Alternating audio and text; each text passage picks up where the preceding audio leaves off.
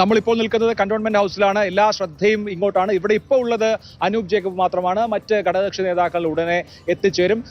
രമേശ് ചെന്നിത്തലയുടെ വീട്ടിൽ എന്ത് നടക്കുന്നു, കെ സി വേണുഗോപാലിന്റെ വീട്ടിൽ എന്ത് നടക്കുന്നു, ഞങ്ങളുടെ പ്രതിനിധികൾ അവിടെയുണ്ട്. അവർ രണ്ടുപേരും വേണം. അതിനുമുമ്പ് അമൽ, ഘടകകക്ഷികളുമായി ബന്ധപ്പെട്ട് ഇപ്പോൾ അനൂപ് ജേക്കബുമായുള്ള ചർച്ചയ്ക്ക് അങ്ങനെ വലിയ പ്രാധാന്യമില്ല. വകുപ്പ് സംബന്ധിച്ച ഒരു ആശയവിനിമയം നടന്നേക്കാം എന്നുള്ളതിനപ്പുറത്ത് അക്കാര്യത്തിലൊരു ആശയവിനിമയം. അതിനുശേഷം എനിക്ക് തോന്നുന്നു മുസ്ലിം ലീഗുമായിട്ടുള്ള ചർച്ചയിൽ കോൺഗ്രസ് അല്ലെങ്കിൽ മുഖ്യമന്ത്രി മന്ത്രിസ്ഥാനത്തിന് വേണ്ടി കടുംപിടുത്തം പിടിക്കാനുള്ള സാധ്യത, കോൺഗ്രസിലെ ഒരാളെ കൂടി അക്കോമഡേറ്റ് ചെയ്യണം, അതുകൊണ്ട് നിങ്ങളുടെ ഒരു മന്ത്രി കുറയട്ടെ എന്നൊരു നിലപാടെടുക്കാനുള്ള സാധ്യത വിരളമാണെന്നാണ് ഞാൻ വിചാരിക്കുന്നത്. ഞാനും വിചാരിക്കുന്നത് ലീഗിന് ഉമ്മൻചാണ്ടി സർക്കാരിന്റെ സമയത്തുണ്ടായിരുന്ന ആദ്യം 4 പിന്നീട് 5 അങ്ങനെ 5 മന്ത്രിമാരും ലീഗിനുണ്ടാകും എന്ന് തന്നെ ഞാൻ വിചാരിക്കുകയാണ്. അതിനപ്പുറത്തേക്കുള്ള ചർച്ചകളിലേക്കൊന്നും പോകാനുള്ള സാധ്യത കാണുന്നില്ല. 5 ലീഗ് കോൺഗ്രസ്സുകാരോടൊക്കെ സംസാരിക്കുന്ന സമയത്ത്, നേതാക്കന്മാരോട് സംസാരിക്കുന്ന സമയത്ത് ഇവർ മന്ത്രിമാരുടെ എണ്ണം കണക്കാക്കുന്നത് എങ്ങനെയാണെന്ന് ചോദിച്ചാൽ 5 ലീഗ്, കേരള കോൺഗ്രസ് 1, ഷിബു ബേബി ജോണിന് 1, CP ജോണിന് 1, അനൂപ് ജേക്കബിന് 1, ഇതാണ് അവരുടെ ഒരു കണക്ക് പറയുന്നത്. അപ്പോൾ 5 എന്നുള്ളത് അവർ ഏകദേശം പ്രധാനപ്പെട്ട നേതാക്കളെല്ലാം അത് പറയുന്നുണ്ട്. പിന്നീട് 4 എന്നൊരു സാധ്യത. പക്ഷേ ഭരണപരിഷ്കാര കമ്മീഷന്റെ അധ്യക്ഷ സ്ഥാനം കൊടുക്കുന്നത് കൊണ്ട്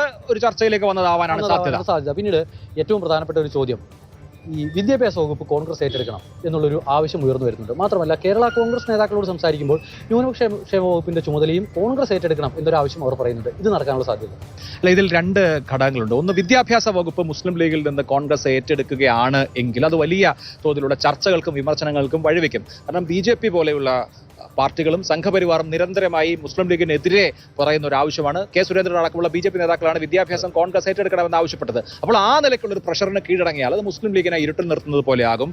അത് വലിയ തോതിലുള്ള വിമർശനത്തിന്, ആരാണോ UDF വോട്ട് ചെയ്തത് അവരിൽ ഒരു വലിയ വിഭാഗത്തെ നിരാശപ്പെടുത്തുന്ന നിലയിലേക്ക് ആ കാര്യങ്ങൾ പോകും. അത് ലീഗിനൊരു ചാപ്പ കുത്തി കൊടുക്കുന്നത് പോലെയാകും. എന്ന് മാത്രമല്ല CH മുഹമ്മദ് കോയ, ചക്കീരി അഹമ്മദ് കുട്ടി മുതൽ ഇങ്ങോട്ട് ET മുഹമ്മദ് ബഷീർ വരെയുള്ള ലീഗിന്റെ പ്രധാനപ്പെട്ട നേതാക്കൾ കൈകാര്യം ചെയ്തിട്ടുള്ള വകുപ്പാണ് വിദ്യാഭ്യാസ വകുപ്പ്. ആ വിദ്യാഭ്യാസ വകുപ്പ് ലീഗ് വിട്ടുകൊടുക്കാനുള്ള സാധ്യത കാണുന്നില്ല.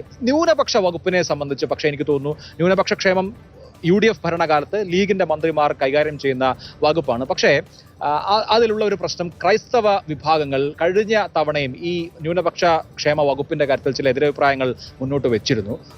ആ നിലയ്ക്ക് ഒരു പക്ഷേ അതിലൊരു കൺസിഡറേഷൻ, പക്ഷേ അത് ഇപ്പം ഹജ്ജ് മിനിസ്ട്രി എന്തായാലും മുസ്ലിം ലീഗിന്റെ മന്ത്രിക്കായിരിക്കും എന്നുള്ള കാര്യത്തിൽ ഉറപ്പാണ്. അപ്പോൾ ന്യൂനപക്ഷ ക്ഷേമ വകുപ്പിന്റെ കാര്യത്തിൽ ഒരു ആലോചന ഉണ്ടാവും. പക്ഷെ അത് നമുക്ക് ഏറ്റെടുക്കുമോ ഇല്ലയോ എന്നൊക്കെയുള്ള കാര്യത്തിൽ ഉറപ്പിച്ച് പറയാൻ കഴിയില്ല. പക്ഷെ അവിടെ ക്രൈസ്തവ മത മേലധ്യക്ഷന്മാർ അടക്കം ഈ ന്യൂനപക്ഷ ക്ഷേമ വകുപ്പിന്റെ കാര്യത്തിൽ പറയുന്ന ഒരു കൺസേണിനെ എങ്ങനെ അഡ്രസ് ചെയ്യുമെന്നുള്ളത് നമുക്കൊരു പ്രവചനത്തിന്റെ സ്വഭാവത്തിൽ പറയാൻ കഴിയില്ല. പക്ഷെ അത് ഡിസ്കഷനിൽ വന്നേക്കാം. പക്ഷേ വിദ്യാഭ്യാസ വകുപ്പിന്റെ കാര്യത്തിൽ മാറ്റം ഉണ്ടാകും. ആ പേര് പറഞ്ഞതുകൊണ്ട്, ചാക്കിലി അഹമ്മദ് കുട്ടി എന്ന് പേര് പറഞ്ഞതുകൊണ്ട്, ഈ ചാക്കിലി അഹമ്മദ് കുട്ടിക്ക് ശേഷം ഒരു സ്പീക്കർ ഉണ്ടായിട്ടില്ല. സിരി ഹാജി ആയിട്ടുണ്ട്, പിന്നീട് CH ആയിട്ടുണ്ട്. അങ്ങനെ 3 സ്പീക്കർമാരാണ് ലീഗിൽ നിന്നായിട്ടുള്ളത്. അത് 60, 62, പിന്നീട് 80 സമയത്താണെന്ന് ചാക്കിലി അഹമ്മദ് കുട്ടി വരുന്നത്. അപ്പോൾ അതിനുശേഷം പിന്നീട് ഒരു സ്പീക്കർ ഉണ്ടായിട്ടില്ല. ഇനിയിപ്പോൾ 4 മന്ത്രിമാർ പ്ലസ് ഒരു സ്പീക്കർ, അങ്ങനെ ഒരു ധാരണയിലേക്ക് പോകാൻ സാധ്യത. സ്പീക്കർ സ്ഥാനം മുസ്ലിം ലീഗ് ഏറ്റെടുക്കാനുള്ള സാധ്യത ഞാൻ കാര്യമായി കാണുന്നില്ല. സ്പീക്കർ സ്ഥാനത്തേക്ക് ഒരു സീനിയർ നേതാവ് വരാനാണ് സാധ്യത. ഇപ്പൊ നോക്കൂ, 2011 G കാർത്തികേയൻ സ്പീക്കറായിട്ടാണ് വന്നത്. ഒരുപക്ഷെ ഇത്തവണ തിരുവഞ്ചൂർ രാധാകൃഷ്ണന്റെ റോൾ ഒരുപക്ഷെ കെ മുരളീധരനെ സ്പീക്കറാക്കും ഞാൻ വിചാരിക്കുന്നില്ല. പക്ഷേ എന്നാൽ പോലും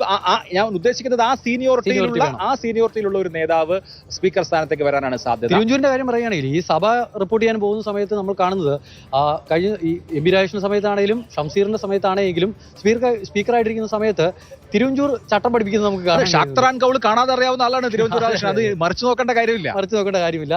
ചട്ടവും കീഴ്വഴക്കമൊക്കെ കൃത്യമായിട്ട് പറഞ്ഞ് കാര്യങ്ങൾ നിയന്ത്രിച്ച് കൺട്രോൾ ചെയ്ത് പോകാൻ പറ്റുന്ന ഒരാളാണ് തിരുവഞ്ചൂർ രാധാകൃഷ്ണൻ. സഭയെ നിയന്ത്രിക്കാൻ തിരുവഞ്ചൂരിന് കഴിയും എന്ന കാര്യത്തിൽ സംശയമില്ല. പക്ഷേ തിരുവഞ്ചൂരിനും സ്പീക്കറാകാനുള്ള ഒരു താല്പര്യം ഉണ്ടോ എന്ന് മന്ത്രിസ്ഥാനം അദ്ദേഹം ആഗ്രഹിക്കുന്നുണ്ട്, പ്രതീക്ഷിക്കുന്നുണ്ട്. മാത്രമല്ല മന്ത്രിയായിട്ട് അദ്ദേഹം ഈ കോട്ടയത്തെ സ്കൈ വാക്ക് ശരിയാക്കാനിരിക്കുകയാണ്. അതൊരു വലിയ അദ്ദേഹത്തിന്റെ ഒരു ഡ്രീം പ്രൊജക്ട് കൂടിയാണ്. അത് വലിയ വിമർശനമൊക്കെ ആയിരുന്നല്ലോ.